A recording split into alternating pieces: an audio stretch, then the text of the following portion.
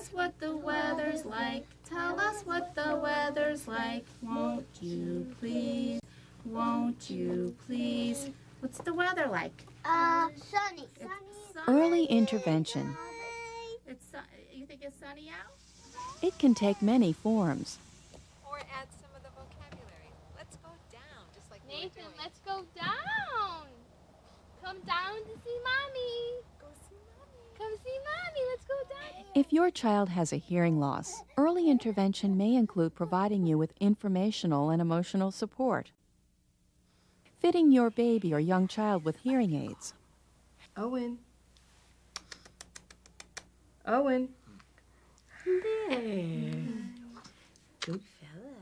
or helping you encourage your child's speech and language development.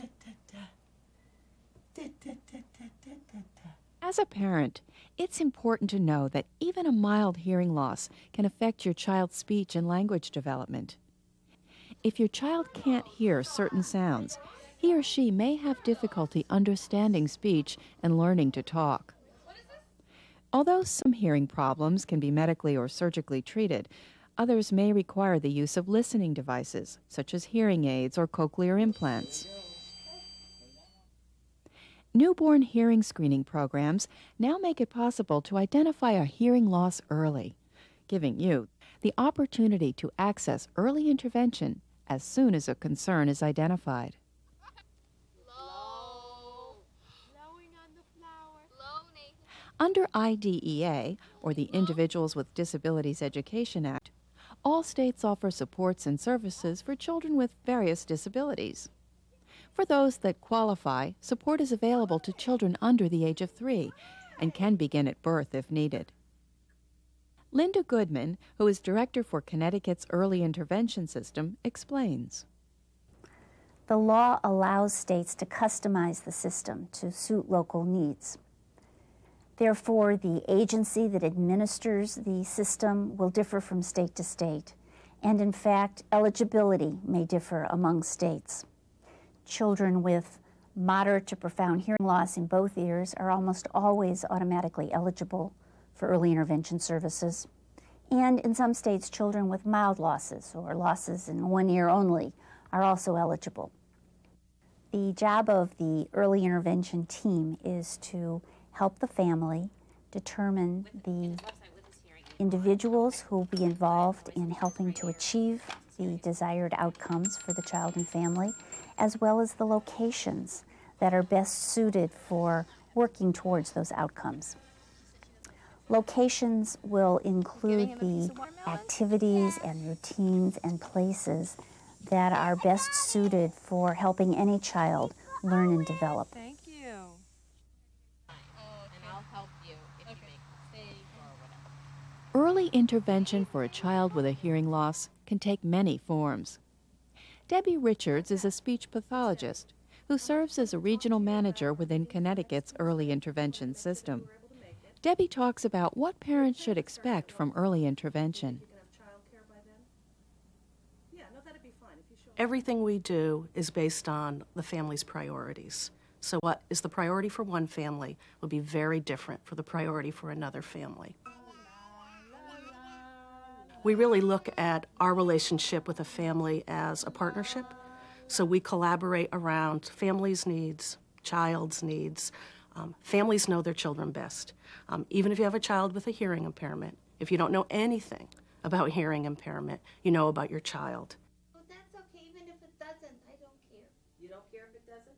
No. The first step in the early intervention process is to find out what supports and services are available in your community. Yaniris Aziz and her husband have 2 sons with significant hearing losses. Joshua, who was identified at the age of 15 months, and Jamal, who was identified at birth. Yaniris comments. Find the best for them, even though, it's hard to have a child with disability, but a lot of help is outside for them. Only you have to do is ask. About my understand English, they right away find me people to speak my language, Spanish.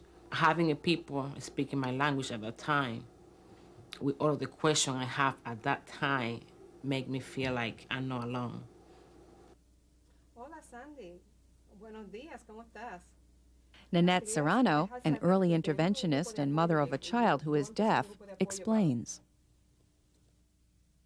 I think for parents it's just so frustrating because they've gone through this whole medical process where all this terminology is being thrown at them. And sometimes it's so confusing.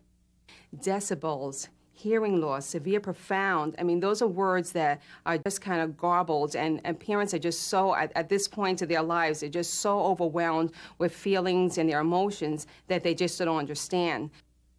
And I think that's very, very important for parents to understand what it is a hearing loss. What does deaf mean? Because really, most hearing parents don't know what a hearing loss is or what deafness is all about. If your child has a hearing loss that requires the use of hearing aids, the ear mold is usually the first part to be made. The ear mold, which frequently has to be remade as your child's ears continue to grow, directs sound from the hearing aid into the ear.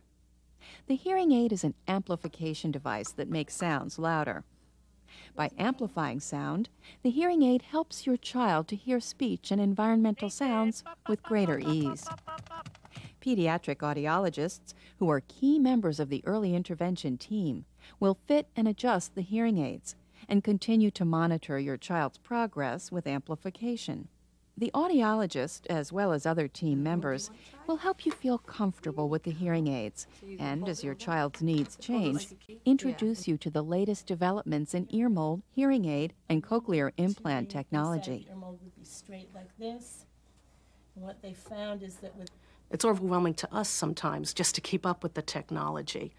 So if you think learning how to use your VCR or learning how to use your microwave oven is difficult, you start talking about some really wonderful technology. We're excited about it, but it does take support, information, and training as to how do we use this stuff?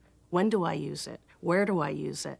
And how do I use it with my baby? Individualized Family Service Plan, which is our plan for... One of the first ways the early intervention staff will support your family is through an individualized family service plan, or what is commonly referred to as an IFSP. That's where we sit down and we talk about families' needs, priorities, what resources we have, what resources they have, and then we set our goals or our outcomes. From there, we implement those goals and outcomes. We develop strategies, and then we assess the progress towards reaching those goals or outcomes. good listening. That's good, and that's what we want to be looking for. Early interventionists will address any concerns you may have about your child's language development and help you find a communication method that works best and makes the most sense for you and your child. Usually, we are looking at multiple ways of moving forward with the child's developing communication system. So we'll talk about how is the child going to understand what people are saying to that child, or we refer to that as their receptive language. And then we talk about how is the child going to express him or herself. Again, we'll look at sound production. We'll look at the child's ability to distinguish different sounds and how they're going to produce those sounds. And we will look at the child's technology and how that relates to their sound production. Then we move forward with the family to make decisions about, are there additional ways that the child should communicate?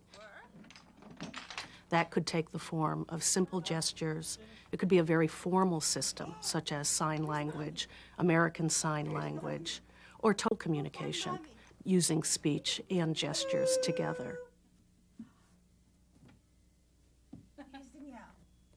In selecting a communication mode, most parents find it helpful to talk to other parents who have been through a similar decision-making process. Depending upon your priorities, the early intervention staff can help you find the people, resources, and support you and your family need. I think it's really important for parents to educate themselves to the different modes of communication that are out there. And that they feel comfortable with the mode of communication they've chosen for that child.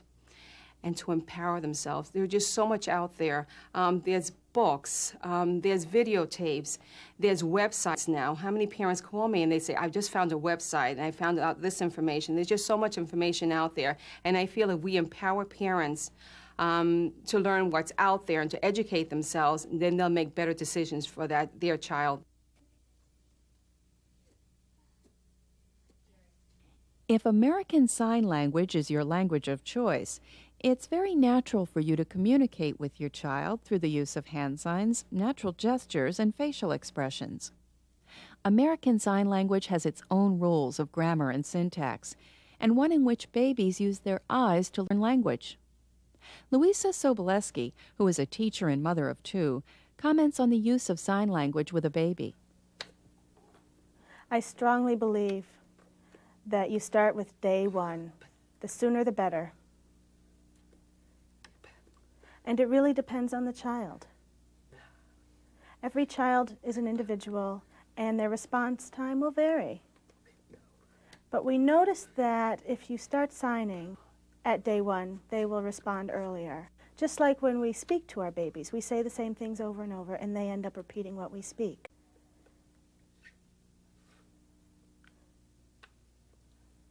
And we've seen children respond as early as 9, 10, 11 months old, up to a year old.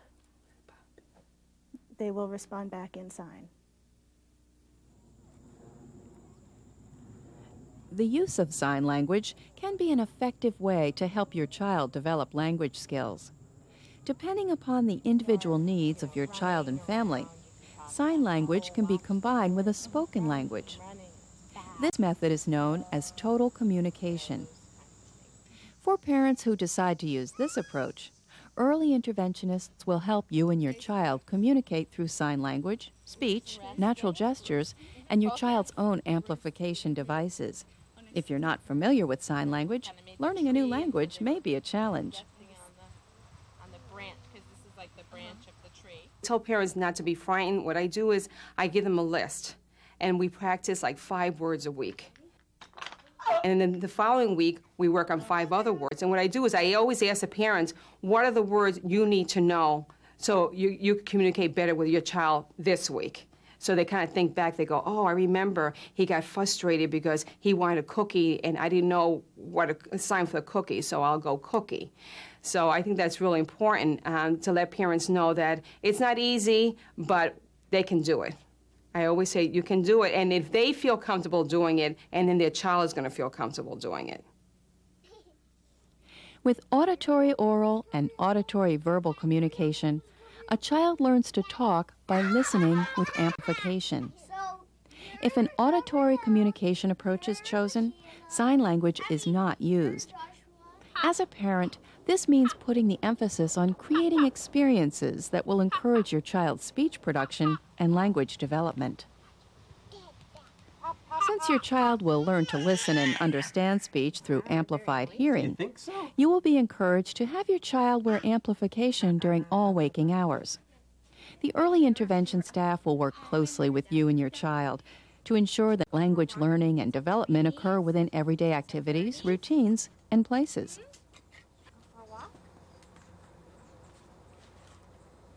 One of the things we find is parents really are looking for support from other parents. They want to meet other parents who have infants or toddlers, who have experienced finding out that your child has a hearing impairment. What was that process like? How did that feel? Where did you gather your information? To know that somebody else went through it and had all the same feelings that you did. And it's like, I don't know, it's like you relieved so much of my pressure just speaking with you on the phone. It's just, it's a friendship right off the bat. It's just... And to see how other parents have coped, and like Christina said earlier, and my audiologist has said, you know, with Owen, we're very accepting of the hearing loss because we've been through it, but it doesn't make it any easier to take, you know, even the second time around, and to realize that you have to mourn that loss. And when you speak to every parent remembers, you know, where they were when they were told, and how you felt, and knowing that you're not alone in that feeling. And I think the other thing is those little hints. My audiologist and my doctors can tell me medically what to do. But like I was asking you, what do you do in the summer when you go to the beach? those little hints that sometimes maybe a parent has an idea. How do you make bath time fun since they can't wear their hearing aids? What else can you do? And a lot of parents who've been through it may have some ideas that can help you with those little questions that you have. Support, it's just been great. Sandra, every day. Parent-to-parent support is a very effective way for parents to help one another. As you ask questions and share information, you will become more familiar with the early intervention process, and in turn, learn to become your child's best advocate. And the most important thing is to do everything you can to make it better and make their lives more productive and to be just like everybody else and be accepted. And be an advocate for your child. Because they can't talk to us. They can't tell us what they want. So we definitely have to be an advocate for them. And advocate for them, you know, from equipment to doctor's appointments to their educational plans. It's constant. And like you said, learn as much as you can learn. Go to seminars and get information. Here's your ball. He likes your book? Newborn hearing screening programs now make it possible to identify a hearing loss early, giving you the opportunity to access early intervention shortly after your baby is born. If your child has a hearing loss, find out what's available in your community. Access the early intervention supports and services you and your child may need. And most importantly, enjoy your child.